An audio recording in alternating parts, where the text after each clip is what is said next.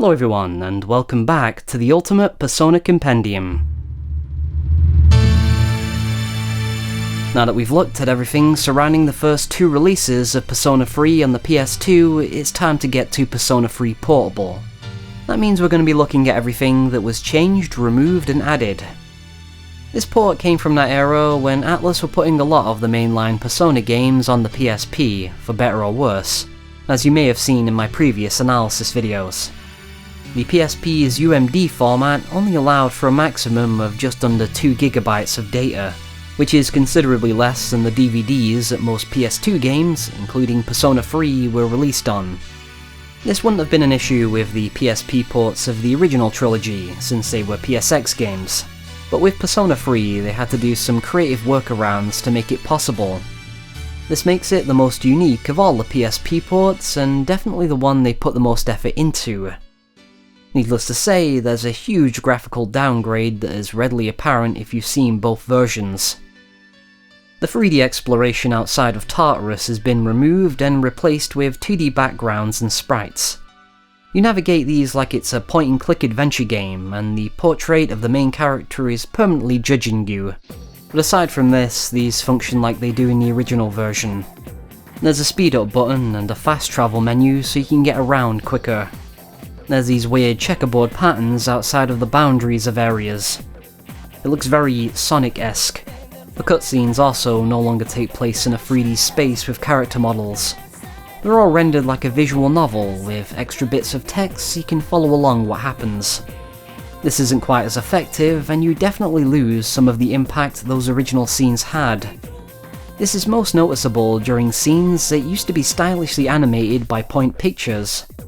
These were always a little low budget looking, and sometimes there were even weird mistakes, like the hero inexplicably appearing twice in this scene, but they more than made up for it with striking imagery and mood. Since full motion video takes up a huge amount of space, they've been mostly omitted in Portable, save for a few moments where still images from them were used. They're now either in this new visual novel format, or using in-engine graphics that attempt to emulate them. They're never quite as stylish or impactful though. The opening to the game had this oppressive atmosphere thanks to its sound design and editing. Portable does a poor job of translating this to its new slideshow format, and since storytelling can no longer happen through visuals alone, we now have new bits of dialogue that outright tell us. Much of the impact from the hero's first Persona summoning has been greatly diminished. The suspenseful build-up is gone, Pharos no longer tempts the hero into using the evoker, and we don't get the close-up on his twisted smile. These are all important parts of the storytelling, so it's sad to see them gone. Some of these cutscenes are a bit silly looking when placed next to their original animated equivalents. It really goes to show that there was a good reason they animated these sequences in the first place. The new illustration of the hero when he was younger is comically low quality. Somehow it's even worse with the female protagonist. We never see the hero descend from the moon after the final battle, which is a strange thing to leave out. And I'm sure I don't need to tell you how much of a shame it is that the final animated sequence is missing. Even Aigis' smile during the post-credits scene is gone.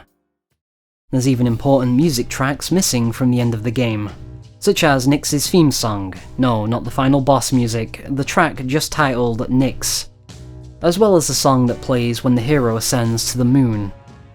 This track included another rendition of the Tartarus music, one that had a bit more of a transcendent feel to it, but Portable just reuses one from earlier in the game instead. The small cameo from Persona 1's leitmotif when Akutsuki falls off of Tartarus is missing too, as well as numerous others. The thing all of these bits of missing music have in common is that they accompanied animated scenes. It's odd that they weren't used for the new scenes that replaced them, especially when we take into account that a lot of new music was added to the game as well, but I'm getting ahead of myself. It isn't all bad though. Since a lot of the 3D models of minor characters were omitted, brand new portraits were drawn for them. This includes all of the teachers, the girls during Operation Baypun, the doctor, Michael's parents, Mitsuru's fiancé, the old woman and her cat from Aigis' social link, and some others. There are also some portraits for the main characters that didn't exist in the original game, such as Aigus being completely trashed, Aigus crying, Takaharu Kirijo dying on the ground, Chidori dying on the ground, Shinjiro dying on the ground, which is also occasionally used for his more vulnerable moments, Shinjiro blushing, Junpei tied up, Takaya holding a gun, Takaharu Kirijo holding a gun, and Akutsuki holding a gun. There are also these new illustrations that show up during all-out attacks, instead of the old ones which just reuse their regular portraits. While the areas you explore during full moons are mostly intact, even these aren't without some strange omissions. The long run up to the monorail is gone. The characters just show up there now without it. This was always one of the more visually striking moments from the game that intentionally emphasised Tartarus looming over the city, so its absence does a bit of a disservice to the atmosphere and general scope of the game. Portable retains all of the content from the first version of Persona 3, with the exception of the answer. This means that you still have the Eon social link, the command room footage, the Chidori revival event, the extra personas, and so on. If it was in FES, Portable has at least some altered version of it. An HD remaster of Portable was released for modern systems in 2023, and believe it or not, this version has its own list of pros and cons. The 2D backgrounds have been upscaled with AI and now look incredibly ugly. Just take a look at that hideous calendar in the hero's room. It's a smeary mess. There are times when it looks like vomit. There are times when it makes me want to vomit. Huh. If only there was a version of this game that used 3D graphics instead of 2D ones. It might have held up a little better. The character portraits fare much better, but can sometimes look a bit off. You never notice the odd shades of white in characters' eyes until they're blown up to this resolution. It's a bit uncanny and off-putting. On a positive note, this version runs in higher frame rates, loads quicker, and allows us to freely switch between English and Japanese voices for the very first time.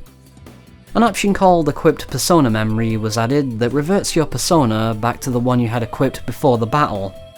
Very convenient if you like using the auto buffs on certain personas.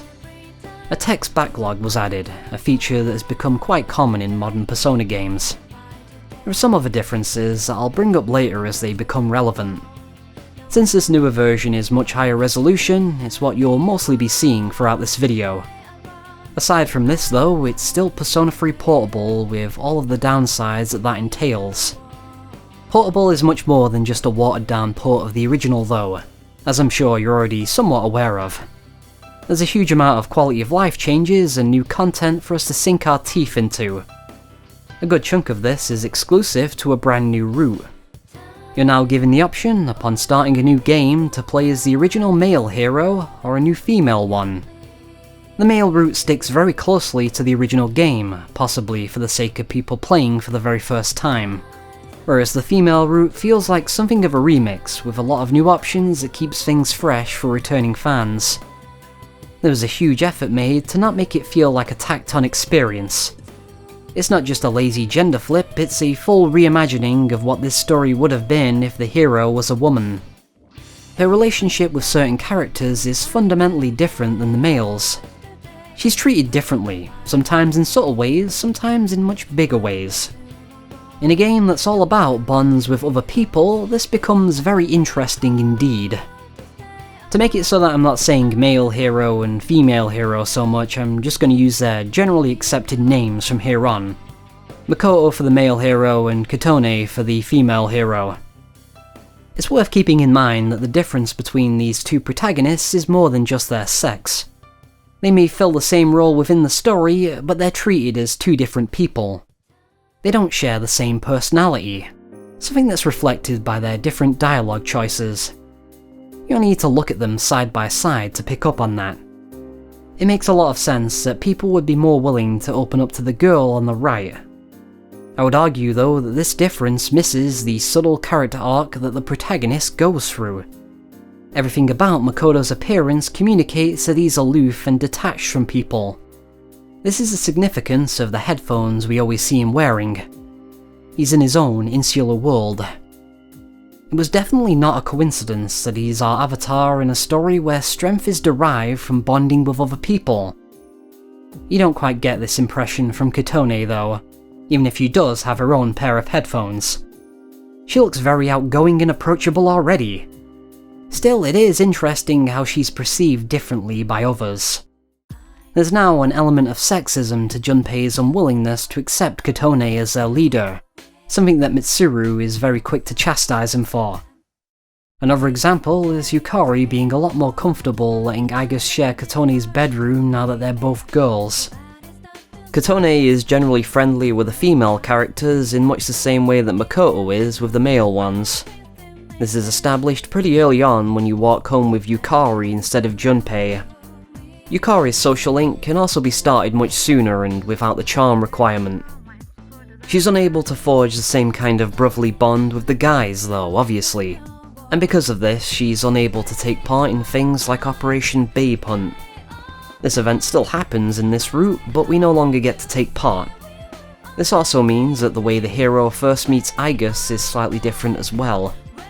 We now get to be on the other side of the Kyoto Hot Springs event. We can either choose to catch the guys hiding there or give them the opportunity to escape.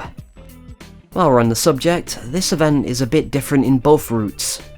The 3D gameplay has been removed, so now you're only able to influence the events through choices. During the second full moon operation at the school, Kotone has the option to partner with Akihiko instead of Yukari, although she can still partner with Yukari if she chooses to. There are numerous small additions like this that give Kotone a lot more fanservice moments than Makoto, whose route, again, sticks closely to the original game. At the Love Hotel, there's actually two possible characters you can end up being tempted with: Akihiko and Junpei. This is determined by which of them you bring with you into the Hierophant boss fight. The special holiday events will also have some different options just for Kotone. At the summer festival, she's able to hang out with Akihiko, Junpei, Yukari and Fuka, or Mitsuru and Aigis. At Christmas, she's able to hang out with Yukari and Fuka, or spend some precious moments with Akihiko or Ken. Yeah, she has very different romance options from Makoto, and these are explored in some of the new social links available to her. This includes Akihiko, Ken, Shinjiro, and Ryoji. None of them become jealous if you hang out with other guys. In fact, the whole jealousy mechanic in general no longer exists, even for Makoto. For whatever reason though, the red text that warns you about it is still there. Hang out with as many girls as you like, the social link will never reverse. Since it's impossible to double book on the weekends now as well, you can't reverse social links that way either. However, social link reversals aren't completely gone. They can still happen if you make particularly bad choices. Chihiro's can still be reversed if you try to kiss her, and Akihiko's can be broken entirely if you lead him on and then reject him.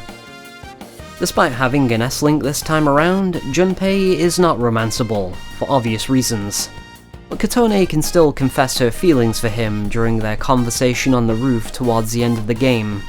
Or she can keep things purely platonic, which is always an option during her social links.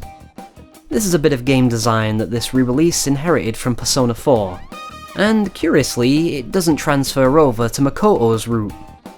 It creates a bit of inconsistency, but again they were trying to keep his route as close to the original vision as possible, where, as we all know, men and women can't be friends because the sex part always gets in the way. Is there perhaps some significance, some deeper meaning to a woman wanting to pursue a platonic relationship but not a man? We may never know. Makoto isn't without his own bits of new fan service either. During New Game Plus, your hero is able to spend his or her final moments with their one true love. A new option will appear, asking the player whose voice they hear in the distance. Makoto is able to choose between Yukari, Fuka and Mitsuru, provided their S-links have been maxed and romanced. Kotone instead gets Akihiko, Ken, and Shinjiro? Yeah, I'll get around to explaining that one in just a bit. These alternate endings are a nice bit of fan service, but in each of them it's hard not to feel bad for Aigis. This is probably why it's exclusive to New Game Plus though. Starting now. We'll never be apart. From now on, I'll look after you. I'm glad I met you. A feature that's exclusive to Kotone is being able to choose her Velvet Room attendant. Ego will ask you in the beginning to guess if they're a man or a woman. Answering with the latter will get you Elizabeth. and the former will get you her brother, Theodore. This doesn't change things much besides giving Kotone a romanceable velvet room attendant of her own, and something else we'll take a look at later. Anyway, it's time to take a look at Kotone's social links, starting with the ones that are shared with Makoto but have some notable differences. As I previously mentioned, she's able to start Yukari's social link much earlier. In the original game, this was started after the hero's tender moment with her at Yakushima Island. She decides to open up to him after this point, but with Kotone it's a much more casual affair. Regardless, they bond over their similar circumstances, having both lost parents. From here it progresses in a similar way as it did for Makoto until we get to the part where the romance comes in. Yukari's story becomes more about the general fear of losing people close to her, a trait that she shares with her mother. She's able to get over this after forging a close friendship with Kotone, which gives her the confidence to start looking for a boyfriend. She gets to the same place in the end, just slightly differently. Fuka is very much the same way. Since her social link is about connecting with others, it doesn't change too much with a female protagonist, besides the inability to romance her. Mitsuru's, on the other hand, has a new and interesting twist during its second half. She laments how being born a woman has given her less control over her own life as an heir of the Kirijo group. On some level, she fears that she's just a puppet with no will of her own, and this becomes her motive for making the protagonist leader in the first place. She secretly hoped that she would show to her that there is no difference between men and women, and that she too can take control of her own fate. Considering how both protagonists are able to reach the same conclusion in their respective routes, she may have been more right than she could have ever realised. There are differences in all of the social links Kotone shares with her male counterpart, but they don't really change things much. She has more of a sisterly bond with Maiko. Hidetoshi falls in love with her and so does Bebe. But Akinari, Tanaka, the old couple, and Mutatsu are pretty much identical. Mutatsu even still drunkenly mistakes her as his son in one scene, which doesn't make a whole lot of sense. He does have a new line of dialogue that acknowledges the absurdity of this though, so the immersion is never broken, something I suspect was a high priority while we were making this route. The Eon social link is also mostly unchanged, but this is mainly because Aigis has unconditional love for the protagonist regardless of their sex. It also helps that she's a machine and isn't well versed in societal norms in the first place. Now let's take a look at the new S-links with characters we know quite well. The male party members of C's, starting with Junpei, the new face of the Magician social link, replacing Kenji. Just like Kenji, the first rank happens automatically near the start of the game when he invites you out for ramen. As Kotone, we get to see a different side of him, a different persona, if you will. He's not quite as goofy or careless as he typically lets on, and he certainly isn't as pervy as Operation Babe Hunt and the Kyoto Hot Springs incident would lead you to believe. The Junpei we see here is closer to the one we saw during his interactions with Chidori. He's a bit more protective and vulnerable. He tries to solve the mystery of who's been taking pictures of Kotone without her permission and spreading them around the school. Junpei is a character who acts carefree, but is very concerned about finding meaning and purpose in his life. This often manifests in a slightly unhealthy devotion to the opposite sex, and he comes to realise this at the end of the social link, allowing him to forge a genuine bond of friendship with Kotone. Akihiko becomes the new representative of the Star social link, replacing Mamoru, despite the fact that he's normally of the Emperor Arcana. In the original version, social links with party members match the arcana of their personas. There's no rule that says a character can't represent multiple arcana, but it does feel like they're starting to cheat at this point. Anyway, Akihiko can be befriended after school once Kotone has enough charm. He's initially the cool older senpai looking out for you. He proudly proclaims that, unlike Junpei, he won't go easy on you just because you're a girl. But this facade begins to crumble a bit once you get to know him better. He's obsessed with becoming strong, but when it comes to women, he has to admit that he's a little hopeless. This goes deeper than him being an eccentric guy though. It's suggested that his aloof personality is a means to keep people away, so he doesn't have to worry about losing anyone again like he did his sister. Kotone eventually becomes someone he fears losing, but instead of running away, he finally learns to embrace it. This gives him the strength to continue on, like a light shining in the darkness, which may be why this social link is represented by the Star Arcana. Next, let's take a look at the Strength social link, which is represented by Yuko and Makoto's root.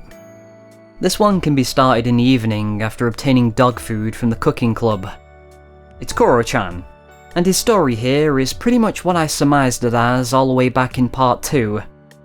The members of SEES can never become substitutes for his master, but he comes to rely on them as friends to mend his broken heart. After that, we have the Justice social link, now represented by Kenomada instead of Chihiro. It can be started in the evening when Kotone has max courage. The age gap here creates a bit of a strange dynamic between the two. It really seems to emphasize Ken's immaturity. He even starts to see Kotone as a sort of mother surrogate, which makes it all the more strange when he begins to develop feelings for her. I didn't talk about the Oedipus complex symbolism all the way back in part 1 for nothing, you know. Definitely the most uncomfortable of the social links, especially if you return his feelings, oh god. Next we have the Moon social link, represented by Shinjiro Aragaki, which can be started in the evening after he rejoins SEES. This shows a more sensitive and vulnerable side to his character that is mostly absent from Makoto's root. While he seems very intimidating on the surface, he actually cares a lot about the other members of SEES, and takes on something of an older sibling role for them. He tries to make happy memories with everyone while he still can. Not for himself, but for the sake of others. He has, after all, already resigned himself to death, something that he becomes increasingly unsure of the longer he spends with Kotone. The story we see here is similar to the hero's own story and a lot of the other characters. Shinjiro finds an attachment to life through his bonds with other people. It makes a lot of sense then that, through bonds, Shinjiro is able to escape his inevitable fate. If Kotone finds his pocket watch and returns it to him before the Strength and Fortune boss, the story will take a different turn. The pocket watch will stop Takaya's bullet, saving his life, but he slips into a coma and is effectively gone for the rest of the game. He can be encountered one more time during New Game Plus. Don't make a sick guy push himself so hard. It's pretty pathetic of me to forget the way I did. But even then, my feelings for you were the same as always. I got one thick skull, huh? Shinjiro convinced himself that his death was how things should be. But this may have been another one of the moon's illusions leading him astray. The new Fortune social link is represented by Ryoji and begins automatically when he transfers into class. It's a bit strange in the sense that sometimes it levels up automatically and sometimes it has to be initiated by the player. Given Ryoji's flirtatious nature, it was inevitable that he would take an interest in Kotone.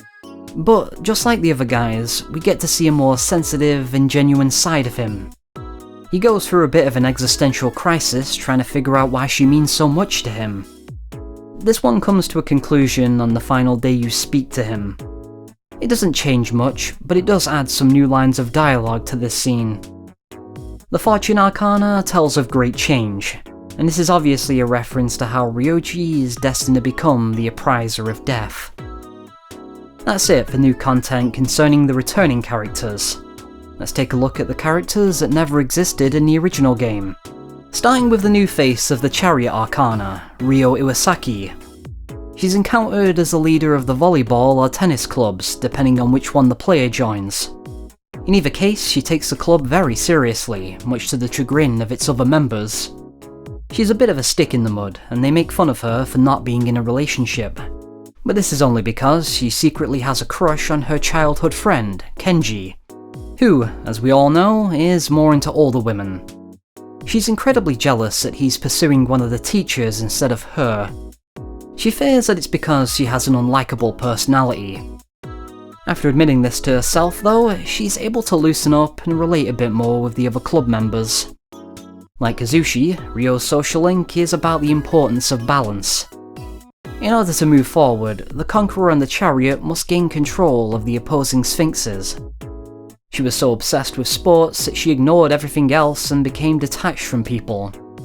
She isn't able to win Kenji's heart in the end, but she's happy just being someone he cares about.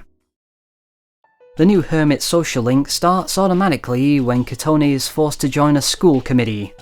You can pick either the school health club or the library committee. In either case, you'll meet Saori Hasegawa, a mature student a couple years older than everyone else. She's well respected because of this, or so it seems at first. Other students are constantly taking advantage of her kindness and she never stands up for herself. In other words, she is a doormat. So much so that she isn't even bothered about being called such by Kotone. She just happily smiles and accepts it. She freely admits that she has no agency of her own and just wants to be needed by someone. But this mentality gets her into serious trouble when she ends up in a magazine article filled with salacious lies. She had agreed to a journalist's request to take her picture as a favour to someone she hoped would become her friend. This completely destroys her reputation and gets her suspended from school for a while. But as long as you keep doing the social link, Kotone never leaves her side. She's the one and only person willing to stand up for her, and this inspires her to finally take her life into her own hands. Before being sent off to a private school, she hijacks the school's PA system to clear her name. She, quite literally, speaks up at last. The Hermit is about isolation and introspection. Saori's true self was locked inside, and only when she was able to assert herself was she free from her long isolation.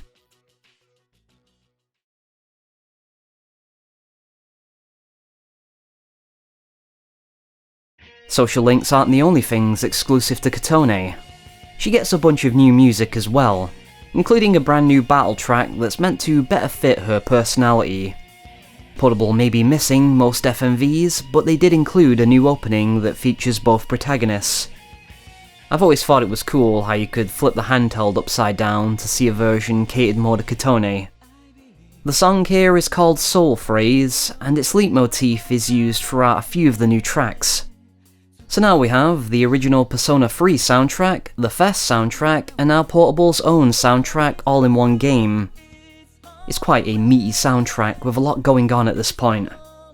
Strangely enough, the title screen music is Brand New Days from Fest, even though Brand New Days was a song made for the answer which doesn't appear in Portable at all. Although, this place does look oddly familiar, and it even uses the Abyss of Time music. This is the Vision Quest Hall beyond the Paradigm Door, an optional challenge area in Tartarus that shows up during the last month of the game. We'll discuss what you actually do here a little later, but for now the important part is that this place is managed by a woman named Margaret. She's the Velvet Room attendant from Persona 4. As I mentioned previously, there's a lot of Persona 4 influence in this particular version of the game, probably because it was released about a year after it. There's a few cameos like this to look out for. A younger Yukiko Amagi appears in an event exclusive to Kotone's route. They go on a trip to Inaba and you get to hear some of the music from that game. I guess we'll just throw in this one as well. One of the teachers appears during Operation Bay Punt. It's not Persona 4, but there's also a cameo of Vincent Brooks from Catherine, a game that wasn't even out when Portable was released.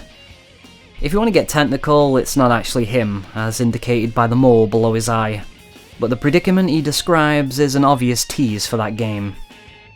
This Persona 4ification, for a lack of a better term, also extends to the gameplay as well. Persona 4's battle system didn't differ too much from 3's, but there was definitely a different design philosophy behind it, and Portable inherits more from this than it does the original Persona 3. The most significant change is the ability to control your party members. You can still have the AI take control of them if you want, but it's pretty obvious that the game doesn't really want you to do that anymore. Tactics are unlocked right from the get-go as opposed to being unlocked as the game progresses. But some of them are missing, such as Knockdown, Attack Fallen, Same Target, Assign Target, and Standby. This is probably because you can just make them do this yourself now. Strangely, they added a new Run Away command. You might think this functions the same as selecting escape, but it actually doesn't. Your party members will flee from battle on their own. I have no clue why they put this in here or why you would ever use it.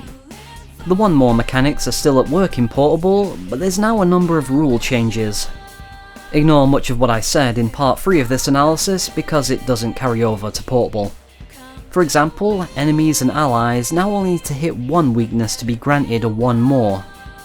This change was probably to encourage you to use more multi-targeting skills, but it also means that you're able to repeatedly hit the same enemies with the same multi-targeting skills as long as you knock down at least one of them. To balance things out a little, enemies now have an easier time getting one mores off of you. Knockdowns, on their own, no longer make an enemy or ally skip their turn.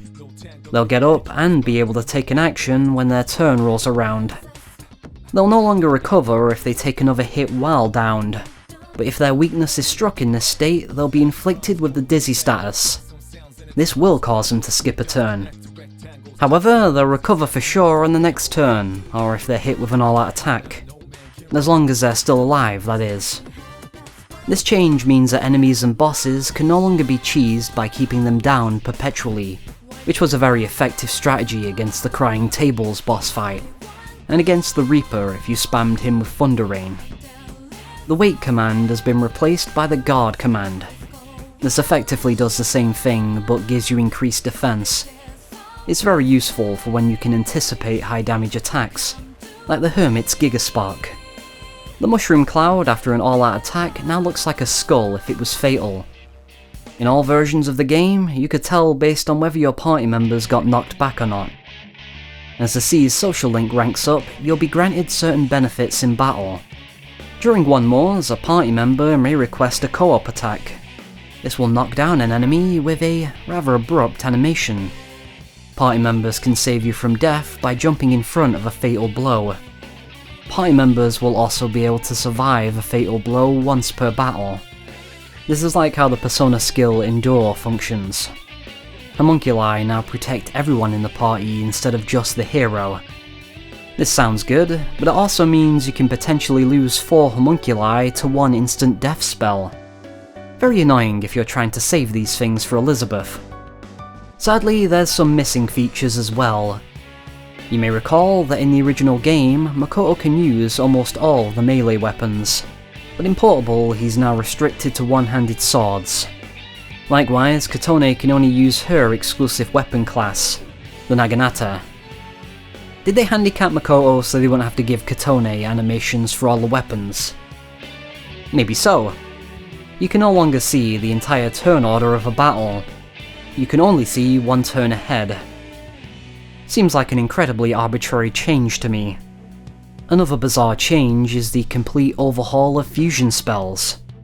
The spells themselves still do the same thing, but the way you go about using them has absolutely nothing to do with the personas in your inventory. They're now consumable items that can be used regardless of whether the player has or has previously held either of the 2 personas.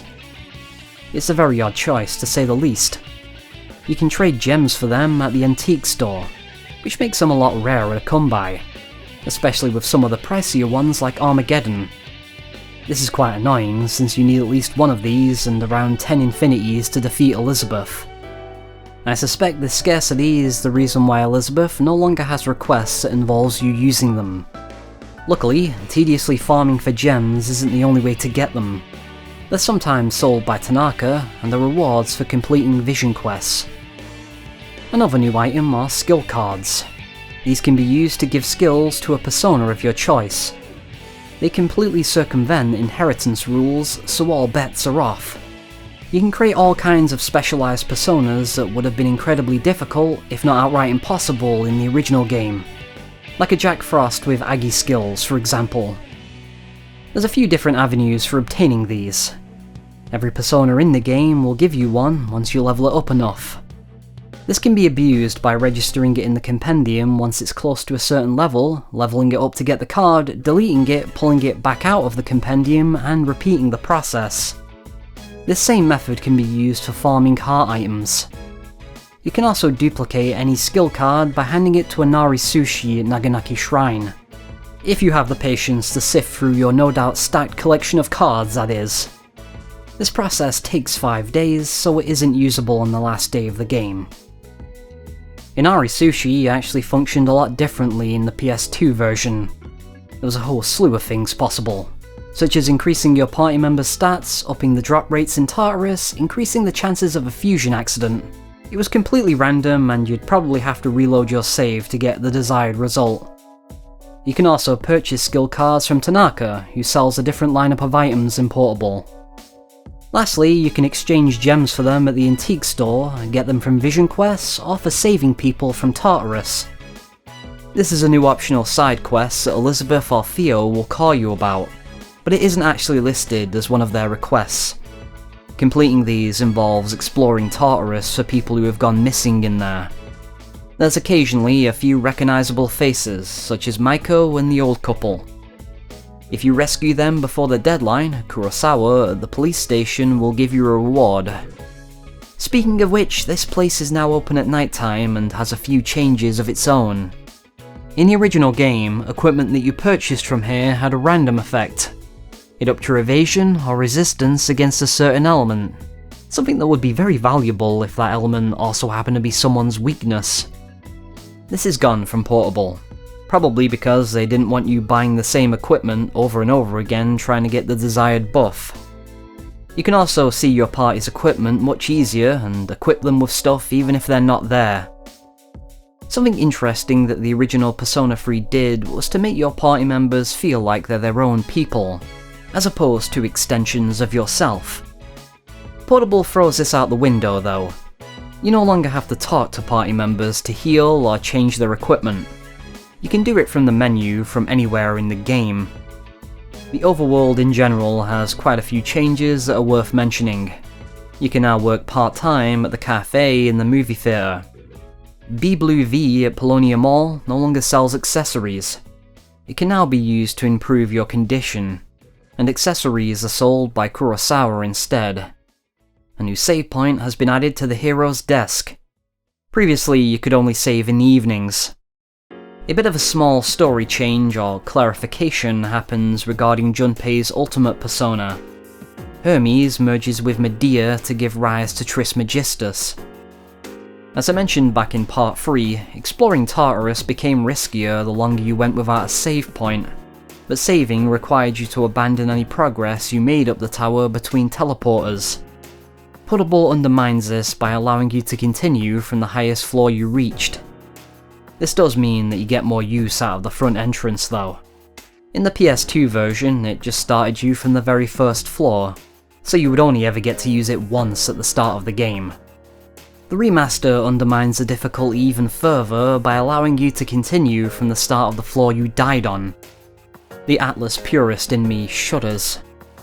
Very convenient when fighting Elizabeth perhaps, but otherwise removes the last remnants of challenging dungeon crawling this game once had. This version allows you to switch the difficulties on the fly, by the way, including the 2 new difficulties added to Portable, and it even lets you make your own custom difficulty if you like. Plumes of Dusk have been removed from the easier difficulties in this version. Instead, you can revive infinitely on any difficulty if you choose to. The game just has cheat codes built in now. Cheating, huh? I'm disappointed in you. Exploring Tartarus in general is a very different affair to how it was in the original game. You no longer fully recover SP when you return to the bottom floor. You have to spend money at the clock to recover. Some days you may even get a discount on the clock. You give money to a clock to recover your magic. I know it's a weird abstract gameplay thing, but hearing Fuka talk about it made me realise how ridiculous it sounds. At any rate, this is a new method the game uses to get you to stop exploring Tartarus for the day, since your characters will no longer get tired after repeated battles, and will no longer leave Tartarus on their own. They'll still get tired, and Fuka will still make mention of it, but it won't take effect until the next day. They can, however, still get tired if you abandon them in Tartarus while they're unconscious. Characters no longer pocket the money they find, and as such no longer change their equipment on their own. You can't spin the camera around at the top of Tartarus blocks anymore, possibly because of graphical limitations related to the PSP. A map has been added so you can get a full view of the floor you're on, instead of just relying on that tiny mini-map in the bottom corner. Characters' icons will now grey out to indicate that they're too far away to join you in battle. An exploit was fixed where you could repeatedly pause the game to force the shadows to change directions. If you want that back attack, well, now you just have to wait for it. A bunch of fun new costumes have been added, like the tuxedos for the guys and the fan-servicey outfits for Kotone. These, in addition to the new romance options, can lead to a lot of interesting interactions in Tartarus. How you pick cards in shuffle time is now a bit different. Instead of moving off screen, they spin around like this, making it a bit easier to get the cards you want. Here's a change that was only introduced in the 2023 remaster. Low-level shadows don't make that screeching sound anymore when you scare them away. I honestly kind of miss that. This was no doubt an intentional change, probably because they thought it was annoying, but I don't think the same can be said for the faster movement speed of the shadows in the remaster. Shadows that you could easily run past in the original now catch up with you with ease, making them much more dangerous. This is very noticeable when you compare them side by side like this. Finally, let's take a look at the new battles and super bosses that have been added. The Vision Quest challenges can be split into two different types.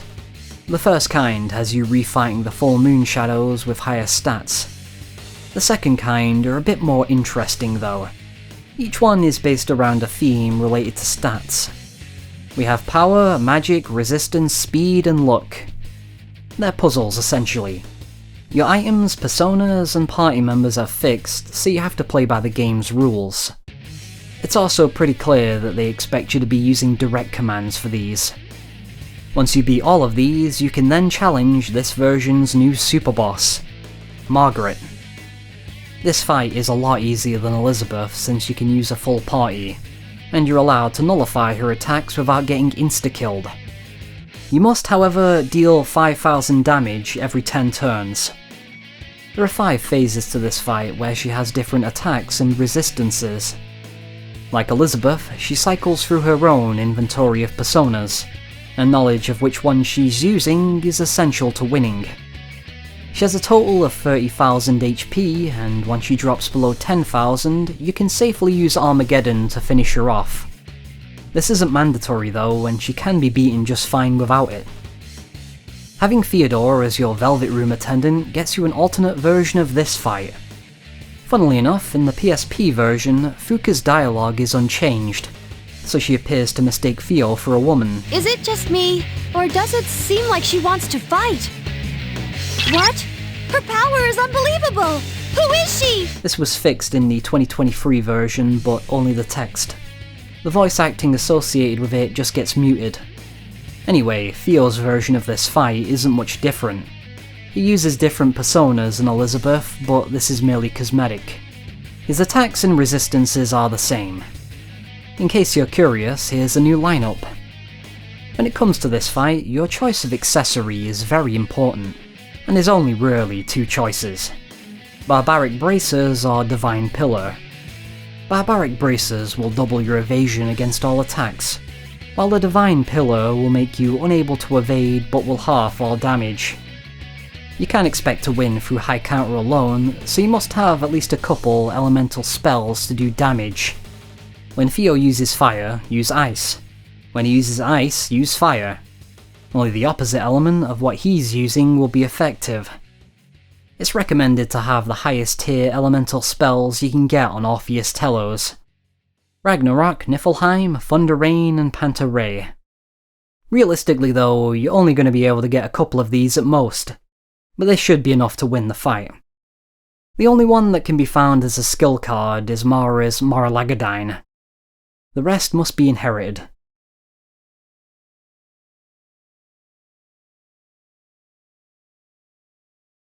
So that's Persona 3 Portable. Is it the definitive edition of Persona 3? Not really, and I don't think it was ever intended to be. It was meant to be a portable version of the game with some fun bits of fan service to keep things interesting. Persona 3 was never designed with full party controls in mind, and you can definitely tell by playing this. It's a lot easier. Too easy, in fact. The definitive experience is the PS2 version with its higher quality presentation. Unfortunately, it's not as simple as that anymore. If you're on console, portable is your only option, ironically enough. My recommendation would be to fire up PCSX2 and experience this game how it was originally intended. That's it though.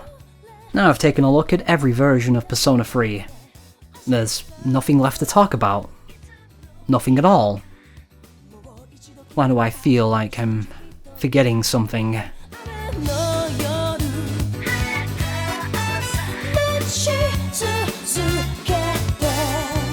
A special thank you to my patrons. Anyway, I've been Snickety Slice, I'll see you around.